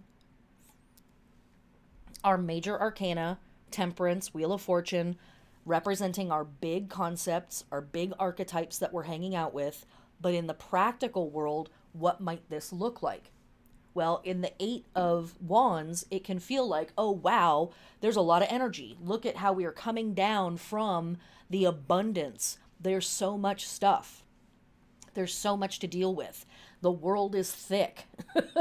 The world is worlding. And it's like up in my face while it's doing it. And that's great sometimes, and it's overwhelming sometimes, and it's cool sometimes, and I'm riding the high sometimes, and I'm running to catch up sometimes, and woo, Eight of Wands. Nine of Wands, man, I'm getting exhausted. Like, I've been working my ass off trying to keep up with everything that's happening in this world. I don't know if I can keep up with all of this. I don't know how I feel about all of this stuff that's going on. And then Saturn and Sagittarius, I'm truly becoming overwhelmed and burdened by all of the stuff that's going on, and all of the things that are happening in me, all of the various versions of me that are trying to respond to all of the things that are happening in the world, good, bad, and otherwise. And so by the time we get to the end of Sagittarius, that is the end of December. That's when Sagittarius ends and Capricorn starts, that's winter solstice. And so think of this card as those last couple of weeks right before winter solstice, or that last week or so right before winter solstice, right? Even if we're not practicing Christmas, we still may be feeling very overwhelmed by just everything that's happening, all the people around us who are doing that, the work parties and the blah, blah, blah. But again, this year and this time on Earth, there's a lot of things coming at us that could feel exceptionally overwhelming. And so by the time we get to Sagittarius, we're kind of like, man, I got to pull the whole car over. This is just a lot. This is just a lot. Okay. So a small piece of writing, again, this is from the workbook, just about the Scorpio portion of this work. The images we encounter in the Death, Tower, and Judgment cards strike at the core of most people who see them. The concepts are similarly daunting. In the Death card, we are faced with profound transformation, a literal death of the old state of being. In the Tower, we're faced with the psychological effects of your world being flipped upside down as reality proves everything we know is wrong. Remember, our natural world is breaking down. In the Judgment card, the horn of truth blows over the heads of the dead, rising out of their graves. What do we make of all of this? As unlikely as it may seem, these three cards are a reminder of the connectivity between all of us here in the universe. Our fear, our greed, the wounds that we carry, all keep us separated from each other. But death, i.e. change, reminds us we are all golden shafts of wheat growing up out of the same ground. And yes, time is going to take our best from us, and we will be forced to adapt if we want to progress.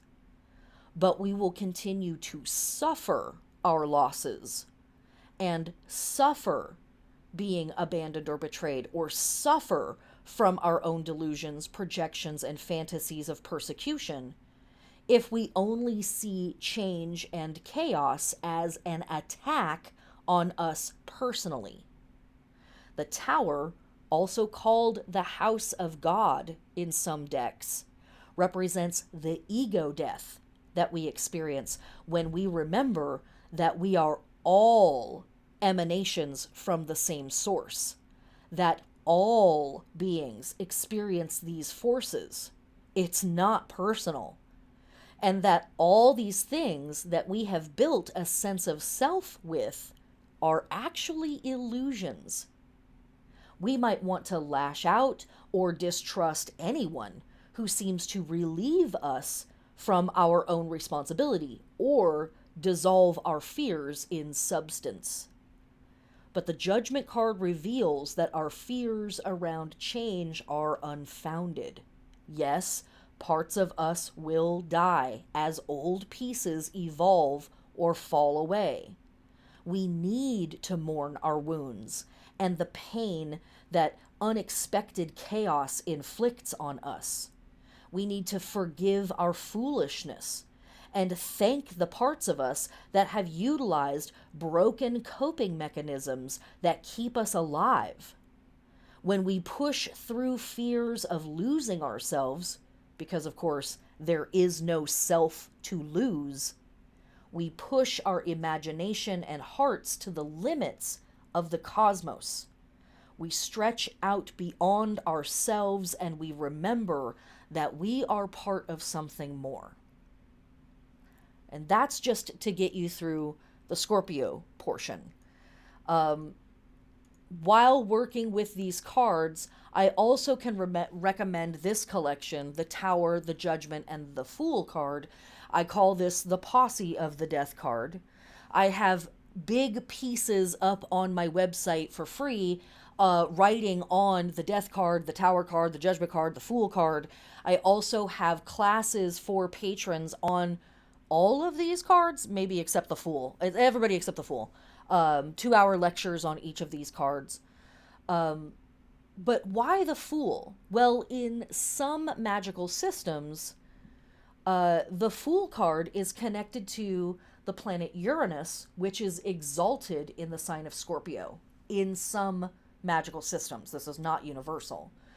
But think about the fool being a part of this whole collection here. Now think of all of our revelry and pranking. What? I'm sure it's just a coincidence, but come on, right? Here we have, the very, very first, last card in the tarot deck. This card shows up whenever it feels like, because it's all numbers and no numbers, and it's dancing along the edge, right? A direct emanation of source, laughing in the face of chaos, laughing in the face of the unknown and death, foolishness, silliness, pranking, right? Ha ha ha. Am I going to slip? Who knows, right? We even have in some fool cards, their butt is hanging out. And so these cards, I think, are really here to assist us. I definitely recommend utilizing these cards for journal entries. They are fantastic archetypes to put on your altars throughout this season as focuses, or in place of other deities or archetypes that you might want to work with. Put them all out, use them throughout the season, whatever makes sense for you. Okay, so we are just about to the end of class, so I want to kind of wrap us up a little bit here with some Scorpio bits, and then a little bit of information on, oh, no, don't look at that. A little bit of information on stuff that we can utilize for celebrating and building altars and things like that. Actually, I'm going to put this back to here. So some notes on the Scorpion, also in the workbook. All the stuff that I'm reading tonight is in the workbook. Scorpio was a giant scorpion sent by the earth goddess Gaia to slay Orion when he threatened to kill all the beasts of earth. Think about that for just a second, right? Interesting. Interesting, right? Oh, you're getting out of hand, humans. Let me curtail your bullshit really quickly. I don't mean to speak on her behalf, but I'm gonna make that assumption. The scorpion stung Orion on the heel, marked by the star Rigel, and killed him. These two opponents are on opposite sides of the sky. The scorpion rises as Orion starts to sink, and this was seen as Orion running away from the attacker. Together with Orion, these two constellations are gateways to the Milky Way. And so Orion, we saw in our constellation slide, we've got Orion and Scorpio and Sagittarius. Scorpio being here-ish, and Orion would be over here, over here, on this side of the sky. The Akkadian called it the place where one bows down. Others saw it as the symbol of darkness, showing the decline of the sun's power after the autumnal equinox, then located in it. It's also been depicted in conjunction with the constellation Libra as a lamp held in the scorpion's claws. The sun actually only spends 9 days technically in the constellation of Scorpio and passes directly through the claws of Scorpio. Alchemists believed it was only while the sun was in Scorpio that it was possible to turn iron into gold. Iron, of course, connected to Mars, the ancient ruling planet of Scorpio. Iron also connected to a lot of our superstitions and folklore around the Fae or the She, as well as witches, etc., etc. This, of course, ancient planetary ruler. Scorpio contains the red giant Antares against Aries or Mars, one of the 4 Babylonian guardian stars of the heavens, lying nearly on the ecliptic. Mythologically, a sacred heel is that part of the sun or the moon that at setting touches the earth or the sea on the horizon, much like what we see depicted in the death card. The bruise it receives is poisonous in that it causes the whole body to collapse or sink. The Samhain believe that at death, the soul leaves through the heel of the body. And that's all I'm going to read from the workbook. There's more here. There's a lot more here. But I think that we have a good rounded idea of our archetypes and our energies that we're working with this time of year and the kind of stuff that we can do. So let's now look at what can we do for our rituals. So first off, walking a labyrinth or maze, communing with the dead, holding dumb suppers or silent suppers, sacrifice, and sacrifice as it means something to you. I am not advocating for any specific practice under the word sacrifice, but you know what that word means to you, and this is a good time of year to do that stuff. Divination and prophecy out the wazoo. Feasts, bonfires, playing pranks, sex and sensuality, and again, whatever those words mean for you, wherever you are in life. Magical workings of all kinds make sense at this time of year, are especially potent at this time of year. Casting protections, doing inner work, manifesting stuff. And the thing that I'm going to tell you to do at every Sabbat, which is go out into nature. Whether that is taking an extra long walk through your neighborhood, going to your local park, if you get outside of your town or your city and actually go hang out in whatever the nature is around you, the desert, the forest, the ocean, what have you, the mountains, the valleys, go there and witness the shift. Witness the shift that nature is going through. Smell the air, see the leaves, see the plants and what they're doing. Of course, with climate change, this conversation is shifting rapidly for us. And that's another reason for us to be very perceptive and be paying close attention as pagans and witches. Because what are the changes that are happening? That too. But here you can see we have two big piles of types of events. And like I mentioned before, don't think you have to do all of this in one night, right? There might be a night that feels especially potent for one kind of work over another. Listen to your gut. Go with your instinct on that. Also, if you are a normal person, you probably have kids or pets or a partner or neighbors. You have a job that you have to deal with. You may have, family members that you have to wrangle and stuff like that. And so it might be that, this year, 2023, what year is it? I have no idea. This year, October 2023, October 31st is a Tuesday night. That's not super convenient for a lot of people. So I bet a lot of people are going to do their Halloween and Samhain celebrations, revelry, get-togethers on this weekend leading up to it, right? Or maybe they'll wait until the next weekend and do it then when it's closer to the 7th and our solar Samhain. But all of this is appropriate. The best time to have the celebration is the time that makes sense for you. That's actually the best time, right? Because that means you can get together with your people and celebrate. That's the point, right? Don't get too freaked out about, oh man, it's on the 31st and I had to wait until the 2nd, or I had to do it on the 28th. Whatever, dude. It's fine. It's going to be okay. We have a full moon this weekend and eclipse. So, as we talked about before, good luck out there. You might carry a little salt with you just in case.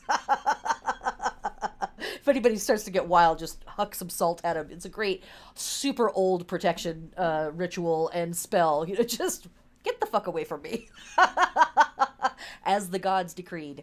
But, maybe part of Samhain is about really living your life and feeling the blood in your veins and celebrating and getting a little wild. That's going to be appropriate for one night, right? Or for one portion of this Sabbat. And then some other parts of this Sabbat might be very sorrow-filled or very somber and very meditative and very quiet and very still, very private. And that's also totally appropriate. So engage in all of these spaces at the times that make sense for you in the order that makes sense for you. If you are a person who likes to build altars, hi, that's me. If you're a person who loves to build altars, here's a bunch of stuff. So, gateways, a spiral, skulls and bones, spiderwebs, labyrinths, masks, and a broom. These are all very traditional symbols and ideas, magical concepts to have on your altar or anywhere around your home. Of course, you can also wear a t-shirt with this stuff on it or jewelry with this stuff on it or whatever. That's also totally appropriate. We'll come back to our meditations in just a second. Animal helpers, wolves, pigs, dogs, etc. These are all creatures that feature prominently in various myths and folklore dedicated to the wild hunt and all of our very many goddesses and gods that are going through their transition period at this time. And all black creatures, especially, very potent. Again, perfectly appropriate to put any of these on the altar, again, following the traditions that you work with, etc. But more so reading the myth and then bringing in the animal helper. Food and drink, pomegranates, of course. Freshly roasted nuts, apples, pumpkins, cakes with lucky tokens in them. That's a tradition that's used in lots of places as a part of divination. And again, we see that all through fall, winter, and into early spring. Mead and mulled cider, mulled wines. I'll say this every Sabbat, anything and everything that is in season locally where you live is very appropriate to eat and drink at this time of year. Mulled wines and ciders and meads and things like that you've been brewing in the high part of the year, now that we are stepped into the dark part of the year, opening up some of those bottles if they've had enough time to do their thing, very appropriate. Absinthe and fennel, especially during any of our death practices or working with spirits. Fennel and absinthe are very helpful there. Candy and sweets for the kid in all of us, for any child spirits that might be around that we are, giving offerings to, and invoking childhood for ourselves as well. Incense and oils, musk, opium, oud, jasmine, coconut, patchouli, all champa, any of the champas.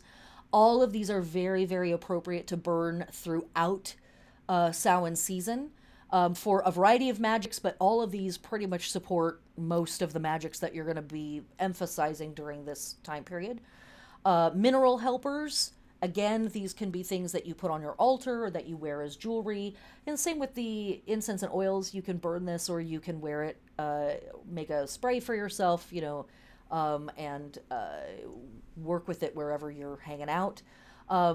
Black tourmaline, in particular, onyx, obsidian, these are going to be smoky quartz.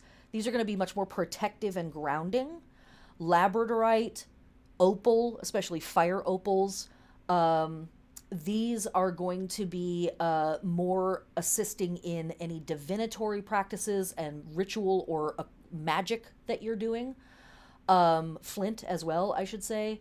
And topaz, carnelian, and bloodstone are very helpful in that, like, life is for the living, let me be very assured in my vitality kind of magic that you might be doing. Plant helpers, marigolds, all over the board with Dia de los Muertos, calendula, mugwort, wormwood, deepney of Crete, which is a type of oregano, mandrake, etc. Obviously, some of these are toxic, some of these might be poisonous. Don't sue me. Be careful with what you're doing. Read up on it before you go out into the wilderness and just huck some stuff. If you're harvesting things, please do it ethically. Leave no trace, leave things better than you found it, all of that stuff. For every 10 plants you find, take 1 or 2, leave the rest, all of that stuff. But all of these are assistants for us, again, things that we might put on our altars, that we might wear, etc. Again, be careful with the poisonous and the toxic shit. But working with poisonous and toxic substances is also traditional at this time of year. Don't sue me. Don't fucking kill yourself, please. All right. And for your Samhain rituals, along with all the other stuff that I have recommended or suggested, you might also write down these meditations as just things to ponder, or journal entries to kick off some ritual writing for yourself. Consider the elders in your life. What are the roles? What roles do elders play in your community? What challenges have they faced? And then consider your ancestors and the challenges they faced. What guidance have they provided for you? And our ancestors can provide us guidance in a wide variety of ways. So you are welcome to interpret that sentence however you see fit. But in what ways are you becoming a good ancestor? Side note, that's an excellent podcast. What ways are you becoming a good ancestor? Someday, right? Someday it's going to be us that people are invoking with their bobbed apples and their roasted chestnuts and their silent suppers. What are we doing now to set that then? There. And last but not least, a prayer for you all. This is from me. I wrote this. O black-winged lover. O void of peace after weeping. O silence. O rot. The one who knew me as seed and knows what I will be after the fruit of me has withered. Open your western gate. Dress the threshold with yew and cypress and carry me home. But not yet. Well, my friends, that is Samhain 2023. Thank you so much for joining me. As we started the class with a prayer for peace, we end the class with a prayer for peace. I highly encourage you to call your representatives and demand a ceasefire. I highly encourage you to call your representatives and demand protections and sanctions for Gaza, for Palestine, and an end to this latest form of aggression that they are experiencing. Wishing peace and protection and power to all oppressed people around the world. Life is for the living, and as much as they may try to crush out the spirit of the human flame, they cannot. What we are witnessing now is the death of dinosaurs, the ending of an old paradigm, and it goes out crashing and banging and trying to take everything with it. But we know how the story goes, right? We just talked about it. Gets a little harrowing, but it's pretty incredible on the other side. And I don't mean the other side like heaven. I mean like the other side, like, you know, in a couple of generations from now. We may not be there to see it. We won't probably be there to see it, but we can do our part to help create that future. That's us being good ancestors now. That's us being good ancestors now. Happy Samhain. Happy Halloween. Happy Third Harvest. Happy Witches' New Year. Blessed be. And I'm going to hang out for a few more minutes. If anybody has any comments or questions, I'm here. There is a bit of a lag, but I'm going to wait. Patty, thank you so much. Saggy Mama, thank you. Darlene, I didn't see you before. Hi. Pagan, I don't think I saw you. Dresk, I don't think I saw you either. Hi, everybody. I'm so glad that you were here for this. Thank you for joining me. Again, if you have nothing else to say, throw a pumpkin or a witch in the chat. But again, thanks so much for joining me. I'm going to hang out for just a couple more seconds, minutes, whatever, a minute or so, because like I said, there's a little bit of a lag with the live stream. If anyone has any questions or comments, feel free to throw them in the chat here, or please feel free to send me an email. Let's talk about some stuff. Get a hold of me through my website and get a hold of me through Patreon. Thanks for being here, Darlene. Thanks, everybody. Appreciate you so much. Um, okay. Is that everybody? Is that it? All right, I'm gonna wait a little bit more because I know sometimes people are gonna takes a second to type stuff out.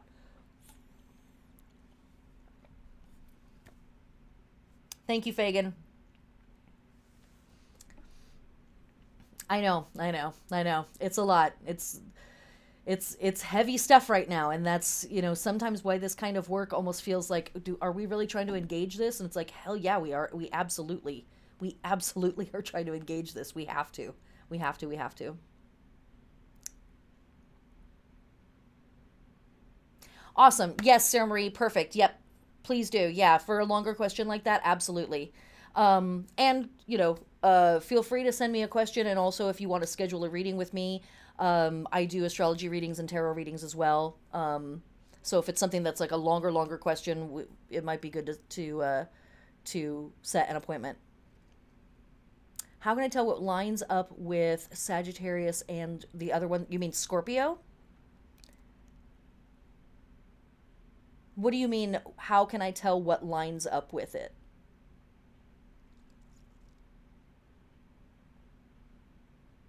Do you mean like the housing system?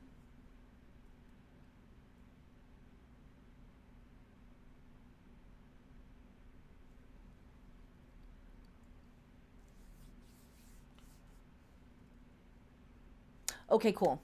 Yeah. Oh, the housing system. Okay. So, in theory, on most natal chart drawings, um, there are going to be lines that divide the signs, and then often there are also lines that are dividing the houses. And usually, not all charts will do this, but most charts will have a little circle in the middle that has a series of numbers. And so those numbers will tell you what house. And then you can just look at the houses that overlay the signs.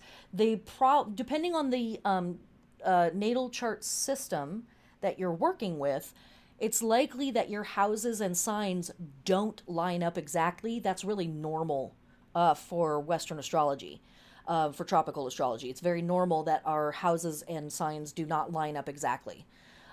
Then you also can do whole house signs. That is another charting system that's very popular right now, and it makes the houses and the signs line up perfectly with each other. Some people like that, some people don't.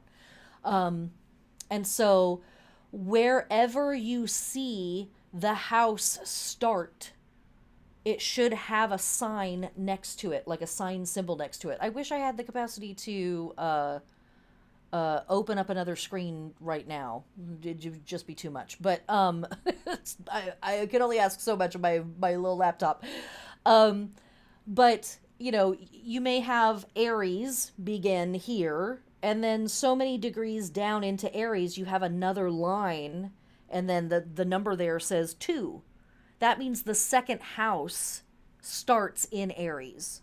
And so the second house is Aries, or Aries is the concerned sign of the second house. And then what comes after Aries? Taurus. And then the third house is going to be somewhere in there, most likely. But yes, to be very, very accurate about it, we would want to look at your chart and and do it. But uh, this is a relatively easy question, and if you send me an email, I can just send you a picture and show you what I'm talking about. You don't have to set up an appointment for that. Okay. All right, my friends. Um, Happy Samhain. Take care of yourselves. Check in with your loved ones. Uh, and be safe out there. Blessed be.